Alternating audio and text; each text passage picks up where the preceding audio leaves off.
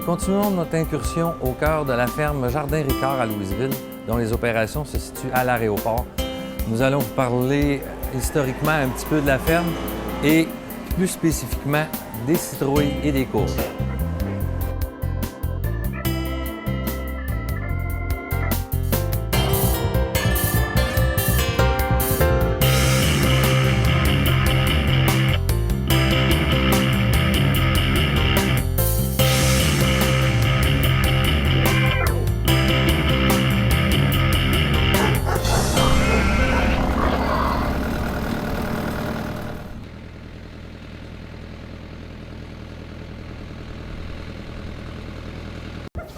Bon, je vais vous donner quelques explications. Moi, c'est Pierre Ricard. Je suis le propriétaire de la ferme avec ma femme. Une ferme qu'on a repris de mes parents, mes grands-parents, mes arrière-grands-parents. On a toujours été un petit peu dans le domaine... l'agriculture était bien diversifiée autrefois. Il y avait des poules, des cochons, des ci, des ça. Là. Puis avec les années, ça s'est plus concentré sur moins de production, moins de production. Puis ça devient plus... Chaque production devient des métiers. Autrefois, ma grand-mère avait des poules au deuxième, il y avait des cochons à l'autre bout de l'étable, puis il y avait des vaches laitières. Puis on faisait un petit peu de légumes, puis on faisait un petit peu de foin pour l'exportation autrefois. Puis les productions se sont abandonnées une après l'autre, puis ça s'est spécialisé. Là, les parties légumes a pris de l'ampleur, puis les autres productions, on a lâché les poules. Ça reste plus dans une étable avec des vaches, puis des cochons, ça reste plus dans une étable avec des vaches non plus. Puis un bon jour, les vaches sont sorties aussi. Fait que là, finalement, l'étable, c'est devenu un moulin. Vous avez vu, certaines personnes, vous avez vu, c'est devenu un moulin. Fait que des fois, les vocations changent avec le temps un peu.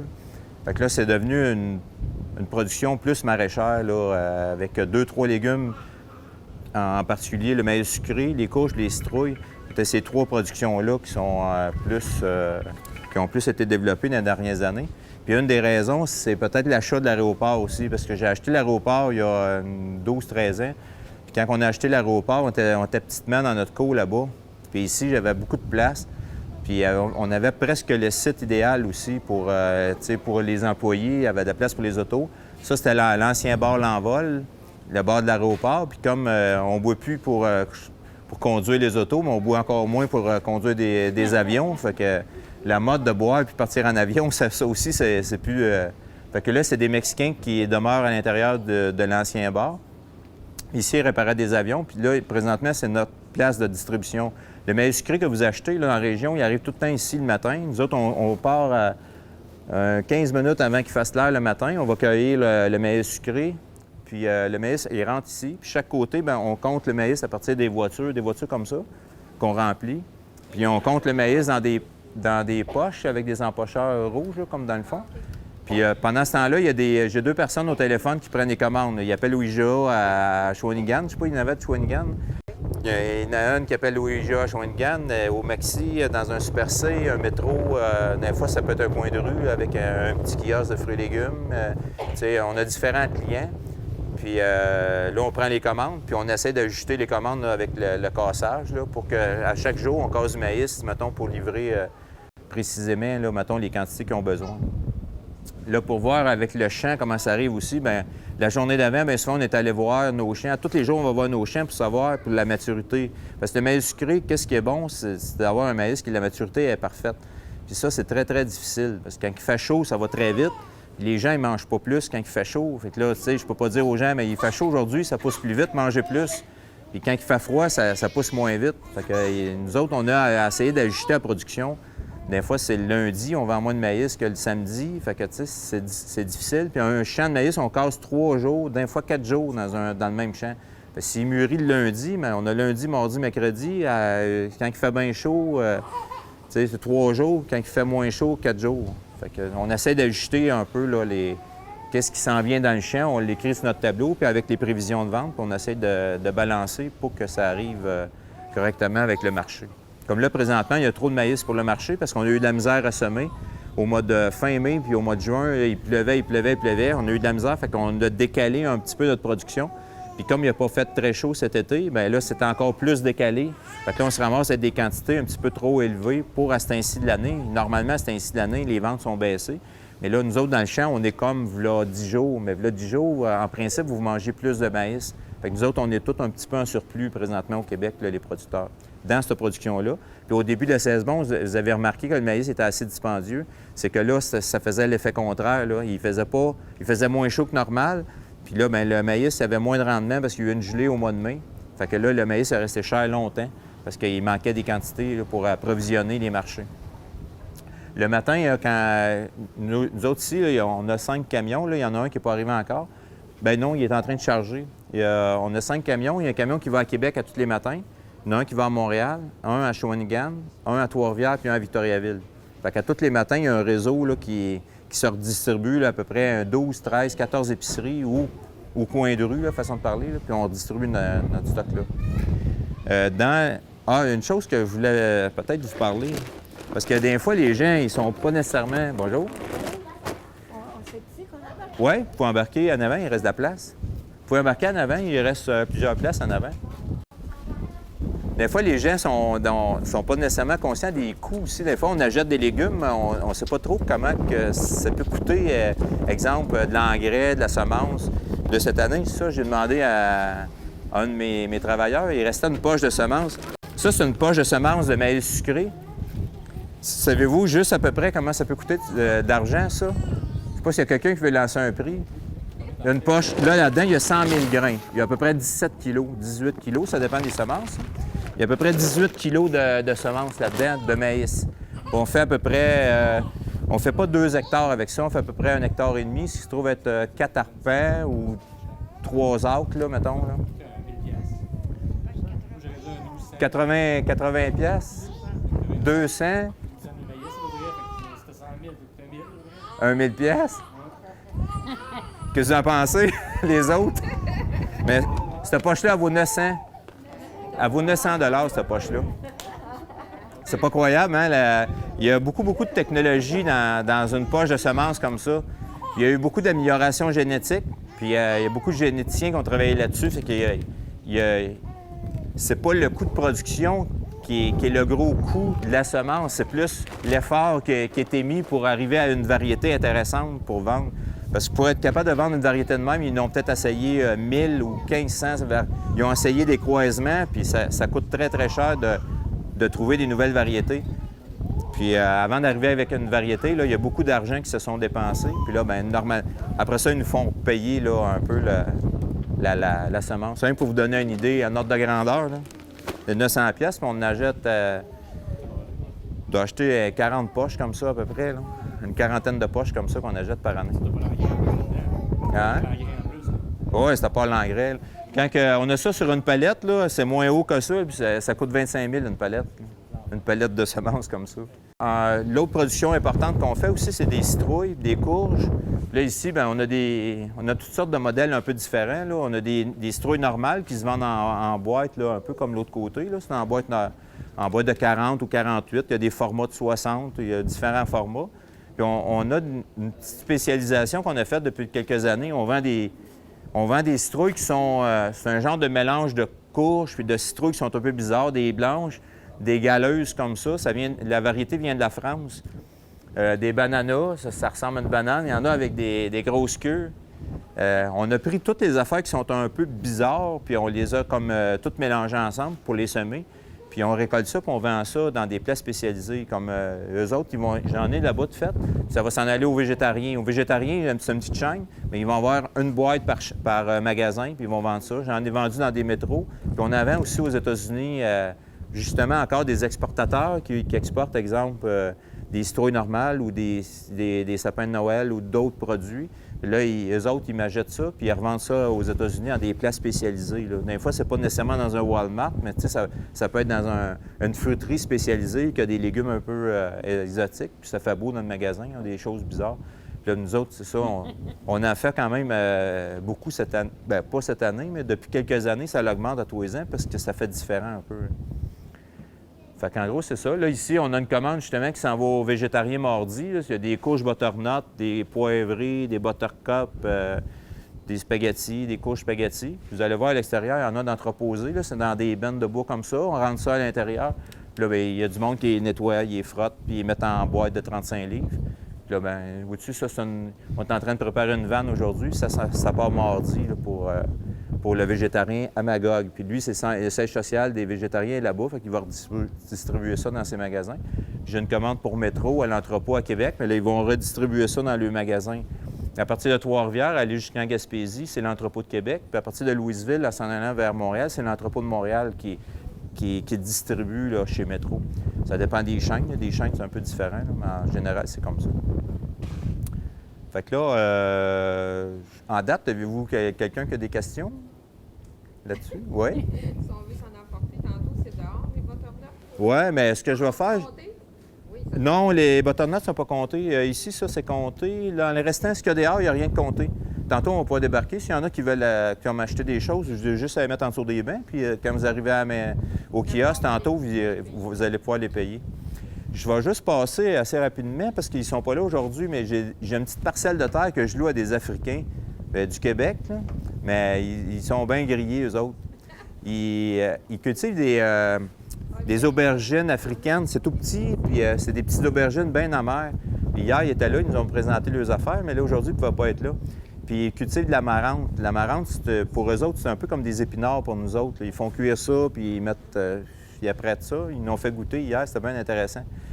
Puis c'est nouveau. Ils ont fait venir de la semence d'Afrique, du Congo. Ils ont fait venir de la semence du Congo, puis on a semé ça ici. Puis ça a bien fonctionné, là. Il y a certains ajustements, là, mais ça a bien fonctionné. L'année prochaine, ils vont en faire plus grand. Puis il y a un certain temps, c'était surprenant parce qu'à Louisville, il n'y a pas beaucoup de communautés noires. Puis il y a un bout de temps, c'était noir de monde, là. C'était bien plein. Ils venaient les Noirs de Drummondville, Trois-Rivières, il y en a un peu aussi. Ils viennent surtout du Congo, du Burundi, puis du Rwanda. Ils parlent français, puis ils sont en immigration. Puis eux autres, ils mangent certains légumes que nous autres, on ne produit pas au Québec. Fait que là, nous autres, on commence à se spécialiser à faire des légumes un peu différents là, pour eux autres. On va passer proche de ça. Vous allez voir la commande justement chez Métro puis Végétarien, dans mon garage là-bas, parce qu'on manquait de place à cause des visites. Vous allez voir ça. Après ça, on va avancer là-bas, on va avancer aux courges. Vous allez pouvoir voir là, toutes les différentes sortes de courges qui sont là. C'est beau?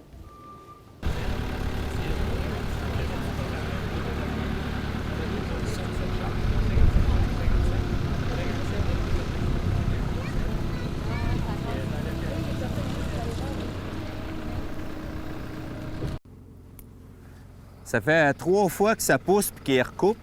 Puis c'est ça qu'ils mangent, eux autres, c'est de l'amarante. Ils font cuire ça, ils coupent ça, là. Ils font cuire ça avec de l'ail, de l'oignon, puis un peu de sel, un peu de ci, un peu de ça, là. Puis ça fait comme un genre de boîte. Ça a l'air pas vraiment intéressant quand tu regardes le plat. La madame, hier, là, ça va pas l'air intéressant, mais quand on a goûté, tous les gens qui étaient dans la voiture, ils ont tous aimé ça. C'est surprenant. C'est meilleur que ce que ça a de l'air. Puis ça, c'est venu long comme ça, 3 fois. Ils l'ont coupé 3 fois cet été, c'est venu long comme ça. Ils coupaient ça, ils remplissaient le char bien plein, puis ils montaient à Québec. Puis là, une autre fois, ils montaient à Trois-Rivières, une autre fois, ils montaient à Montréal. Puis là, les autres, ils se sont donné rendez-vous dans un quartier, là, dans une place, une genre de petite place d'affaires. Puis là, ils distribuaient ça là, à toutes les communautés, parce que eux autres, ils mangent ça. Puis les aubergines, les petites aubergines, c'est ça.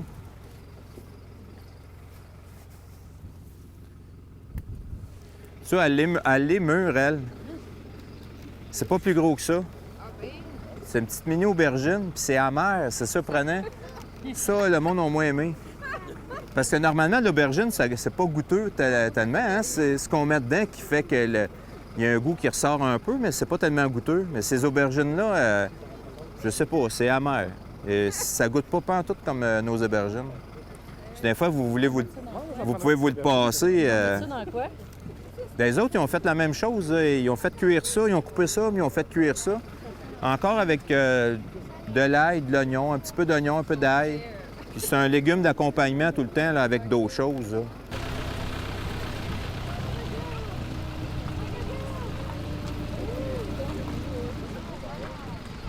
C'est ce qu'on récolte en gros, en réalité. Là. On met ça dans des bennes de bois ou des bennes qu'on récupère là, chez des recycleurs. Là. Puis ça, on a des buttercup. La variété Sweet Mama, c'est une variété qu'on cultive.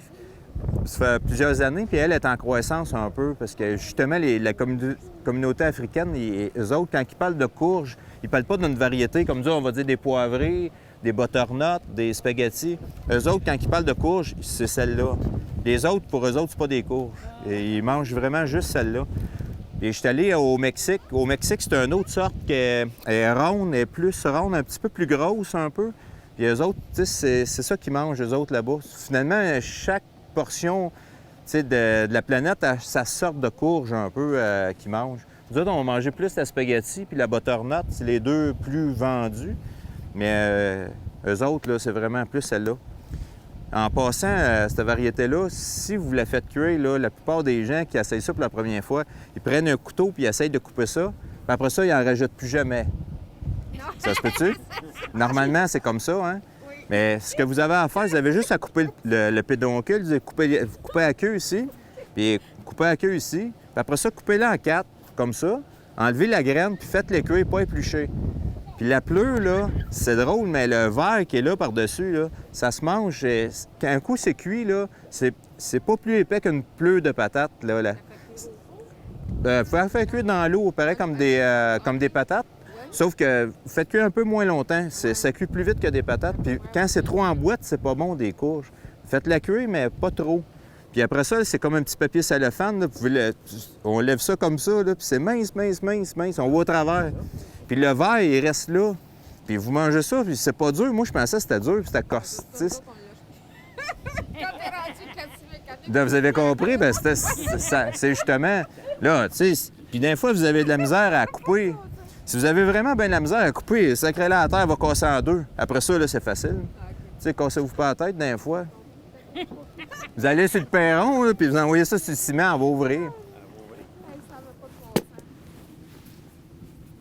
Regardez à l'intérieur. Là, ce que vous avez enlevé, en réalité, là, c'est la partie molle ici. Là. comme la citrouille. Elle a de la graine là, quand s'est développée. Là. Mais là, vous enlevez la graine. Toute la chair qui est molle, vous l'enlevez avec une cuillère. Tu sais, c'est pas tellement long pour préparer ça, mais quand tu sais pas quoi, c'est long.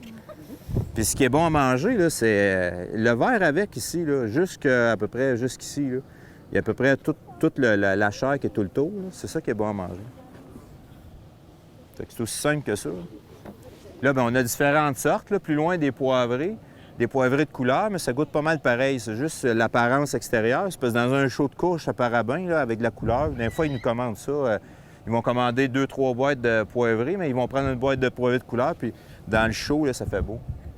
Puis là, bien, on a de la spaghetti puis de la butternut. La butternut qui est encore au champ, on n'a pas beaucoup de récoltés parce que cette année, on n'a pas eu une saison très chaude. Puis la butternut, elle prend plus de chaleur pour arriver à maturité. Présentement, elle est sur la limite d'être cueillie. Là, on va cueillir ça probablement demain ou après-demain. On va checker le gel parce qu'elle est sensible au gel. Fait que là, la dernière fois qu'il est venu proche de zéro, on l'a abrié avec une bâche parce qu'elle n'était pas assez mûre. Cette année, on a toute la misère, les producteurs, avec cette variété-là. C'est une variété qui est consommée presque autant que la spaghetti.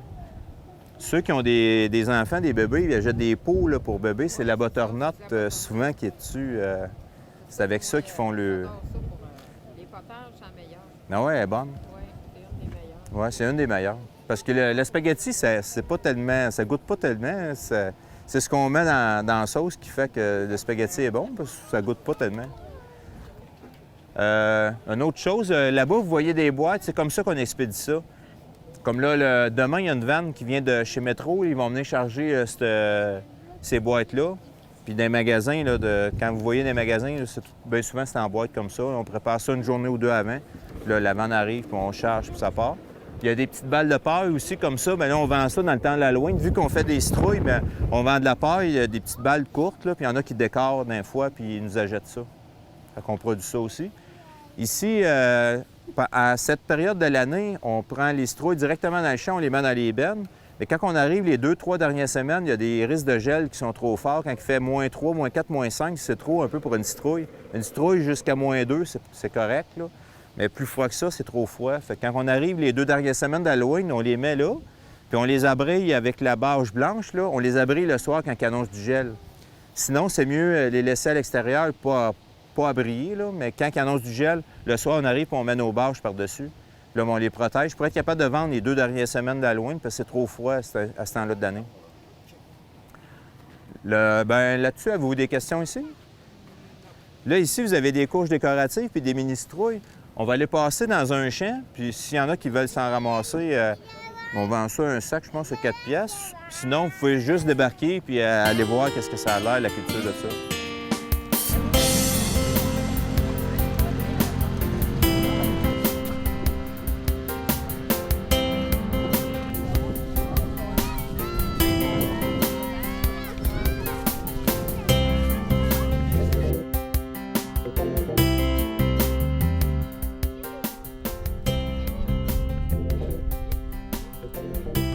Vous pouvez voir le dos de l'abeille qui est plein de pollen, ce qui est couleur orange, là, collant un peu, là, ce qu'il y a sur l'abdomen de l'abeille. Là, elle est en train d'aller sucer les petits nectars. Le nectar, hein, c'est le nectar, Laurence, t'appelles ça? C'est des petites gouttelettes de sirop, là, de sirop sucré. Et elle vient sucer ça, elle. Puis elle va le concentrer dans son abdomen. Je ne sais pas comment ça fonctionne exactement. Puis elle va emmener ça à la ruche. Elle est en train de ramasser tout le nectar à l'intérieur. Il y a plusieurs passants, mais j'ai l'impression qu'on en produit pendant 2 jours, 3 jours peut-être. Puis le lendemain, on en refait peut-être d'autres parce qu'il y en a plusieurs qui viennent dans la même fleur. Il peut en emmener 10, 15 abeilles qui viennent dans la même fleur. J'ai l'impression qu'on en reproduit, hein, puis ils viennent le vider tout le temps. Puis là, au bout de 3 jours, 2-3 jours, après ça, la fleur, c'est fini. C'est une autre fleur plus loin là, qui va se développer. La pollinisation, si ça se fait pas dans 2 jours, d'après moi, 3 jours, ça va à l'autre fleur d'après, puis elle va avorter. Ouais. Les couches que vous voyez là, qui sont là, on les a déjà récoltées, mais juste pour des fins esthétiques, ils vont rester là, eux autres. Soit qu'ils sont trop vertes, soit qu'il y a un piton, soit la queue n'est pas belle. Des fois, il est taché à cause de la terre. Puis on en laisse beaucoup de la couche, surtout sur l'argile. Ici c'est sablé un peu, mais un peu plus loin, c'est argileux. Sur l'argile, ils cherchent à tacher. Quand ils sont trop tachés, là, les gens, ils les achètent pas. Mais la consommation sont très, très bonnes à consommer. C'est juste en apparence. Y a des banques alimentaires qui pourraient les vouloir? Nous autres, quand on finit notre production, on a fini de récolter, là, puis qu'on a fini nos ventes, parce qu'à la louer, nous autres, on arrête de vendre. Puis quand il nous en reste, on va porter à Moisson-Mauricie, à Trois-Rivières. Il y a des années, des fois, ils nous disent « Arrête, on en a assez. » Oui, l'aéroport, ça fait 13 ans, je pense. Oui, parce que les Mexicains, ça fait 12 ans. Ouais. Les Mexicains, ça fait 12 ans, puis j'avais acheté 1 an avant que je commence à avoir des Mexicains qui travaillent pour moi. Quand j'ai acheté le bar l'envol, j'avais pas l'idée pour ça. Le restant, j'avais toute l'idée. Quoi faire avec l'aéroport, puis là, je voulais m'en venir ici, puis avoir de la place, puis circuler avec les lifts, là, tout partout. Tu sais, ça coûte cher faire des cours comme ça, là, en asphalte un peu partout. Puis moi, je circule avec les camions. La vanne, quand j'ai commencé à vendre, là, je vendais 3 vannes, puis chez nous, là, je mettais mes citrouilles en dessous de mon carpote de maison. Puis là, le gars, il se parquait au ma boîte à mal dans la rue. Puis là, on chargeait la vanne à partir de ça. Hey, ça n'avait ni queue ni tête. On en mettait dans les tables. Dans le temps, on avait des vaches. Puis là, on mettait ça dans la batterie, comme on appelait, nous autres, anciennement. Ça n'avait pas de sens, ça. Fait que quand on s'est en allé là-bas, bien, tu sais, à un moment donné, j'ai commencé à dire à l'acheteur, les citrouilles, tant que tu veux, j'ai de la piste d'avion, j'ai dit 1 kilomètre de long, on va en mettre. Fait qu'il n'y a plus de trouble, tu sais, on n'avait plus de problème d'espace. Puis la vanne, quand elle arrive, il y a de la place pour circuler, reculer, tu sais, pour ça. Ouais, les queues. Ouais, mais c'est beau, une belle queue assez longue, hein? Nous autres, quand on la récolte, là, puis la queue, elle casse, là, on la jette là, il n'y a pas personne qui va avoir une citrouille pas de queue. La queue est aussi importante que la citrouille. Tu sais, en apparence, une citrouille pas de queue, c'est rien, ça vaut rien. Elle perd sa valeur. Elle perd toute sa valeur. Fait que là, j'ai Laurence avec moi qui travaille au MAPAC, au ministère de l'Agriculture. Puis elle vient ici, tantôt, elle va vous parler des pièges à phéromones là, pour certains insectes qu'on on a des difficultés à contrôler. Puis on essaie de contrôler le mieux possible. Puis elle va vous expliquer ça tantôt. Là, ici, là-bas, on va vous expliquer aussi la pollinisation dans le maïs, comment ça fonctionne, mais on va vous expliquer dans les courges, les citrouilles, toute la famille des cucurbitacées, comment ça fonctionne la pollinisation. Puis elle va vous expliquer ça. Bonjour! Bon, c'est ça. Moi, j'étudie en biologie. Puis mon emploi étudiant cet été, c'était de faire le tour des fermes. J'étais payée pour avoir du plaisir, finalement, d'apprendre des choses. Je vais essayer de vous expliquer de mon mieux là, comment ça fonctionne parce que la nature est tellement, je ne vais pas dire complexe parce que ça a l'air un petit peu négatif, mais est tellement diversifiée que chaque plante en soi est un monde et puis il y a ses stratégies. Puis comme on discutait tout à l'heure, il y a quelqu'un qui me demandait est-ce que chaque plante produit du nectar? Bien, pas nécessairement parce que c'est très coûteux. La plante, elle doit faire des choix puis s'établir des stratégies pour se reproduire parce que le but de tout organisme sur la Terre, que ce soit les insectes, les plantes, les humains, même si nous, des fois, on pense autrement, ben c'est la reproduction. Fait que c'est ça. Les cucurbitacées, eux autres, ils ont des plantes mâles, puis ils ont pas des plantes, des fleurs mâles, des fleurs femelles. La fleur femelle, elle veut attirer, souvent c'est des hyménoptères. Moi, je connais pas extrêmement les insectes, ça, puis tantôt Pierre, il disait, c'est quoi ça? Je ben, c'est un hyménoptère. Une abeille, une guêpe, un bourdon, je ne sais pas trop. Fait que la fleur femelle, elle a du nectar, mais ça, c'est très coûteux, mais c'est très productif parce que les hyménoptères, c'est des très bons pollinisateurs. Ils viennent en chercher, ils se frottent sur elles, puis après ça, ils vont se frotter sur des fleurs, non, c'est le contraire plutôt, je m'excuse. Ils vont se frotter ici dans la fleur mâle, là, ils s'accrochent du pollen sur elle. Ensuite de ça, ils vont visiter la fleur femelle, ils vont puiser du nectar, puis la pollinisation est faite. Moi, mon oncle, il me disait, il aime beaucoup l'agriculture, puis il me disait, quand tu n'as pas beaucoup de pollinisateurs chez toi, tu prends la fleur, puis vous me corrigerez si je dis n'importe quoi, hein. Tu prends la fleur mâle, tu enlèves ses pétales, puis tu peux faire le travail des pollinisateurs, puis tu viens la polliniser toi-même. Mais bon, on laisse faire la nature, puis généralement, ça va bien. Fait que je vais faire circuler la fleur mâle. Tu peux voir là, un petit peu le pollen qui s'en détache un peu de l'organe qui est au centre. Puis la fleur mâle, elle n'aura jamais de grossissement à sa base. Tandis que la fleur femelle ici, dans le fond, les parties, en gros, ça c'est les pétales. Il y a toujours des pétales. Des sépales, souvent c'est vert, mais des fois ça peut être des sépales qu'on dit pétaloïdes qui vont avoir une couleur.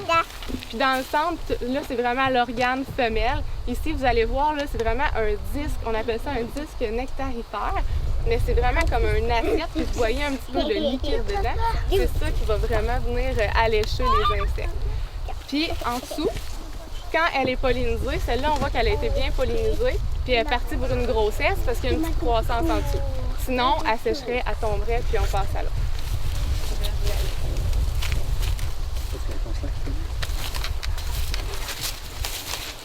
Est-ce qu'une même pousse peut avoir les deux sortes de fleurs? Ça dépend des plantes. Les cucurbitacées, non. Mais les tomates ont les deux sexes dans la même fleur.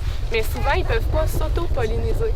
C'est pour ça qu'on a quand même besoin du vent ou des insectes qui viennent les brasser pour que, exemple, le pollen d'une fleur tombe sur le pistil d'une autre fleur.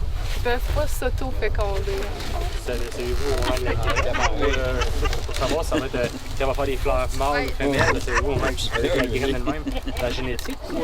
Ben non, parce que dans le fond, un plant, c'est comme ça, ici, c'est un plant, puis il va avoir une fleur femelle, une fleur mâle sur un même plant. OK, sur le même plant, il va y avoir plusieurs. Oui, par contre, c'est tellement diversifié. Il y a des espèces qu'on appelle ça dioïques. Moi, mon truc, c'est deux maisons. Les saules, les bouleaux, je pense, sont comme ça. Fait que tu peux avoir un bouleau qui a que des fleurs mâles, puis un autre bouleau qui a que des fleurs femelles. Mais au moment de la graine, c'est hors de mes connaissances. Je sais pas si on peut le savoir à ce moment-là. Un autre exemple, ceux qui sont allés au cégep, il y a des plants de potes, il y a des mâles, puis des femelles, puis les mâles, puis les femelles, ça prend un mâle et une femelle pour faire une cocotte. Il y en a qui produisent des cocottes, puis il y en a qui produisent pas de cocottes. Ça, c'est pour ceux qui sont allés au cégep récemment. C'était comme ça, hein, je pense?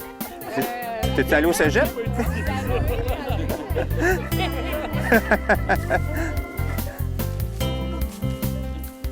Mais on n'en cultive pas, même si on fait du maïs, nous autres, on n'en cultive pas. Non, c'est pas trop bon pour la réputation, ça.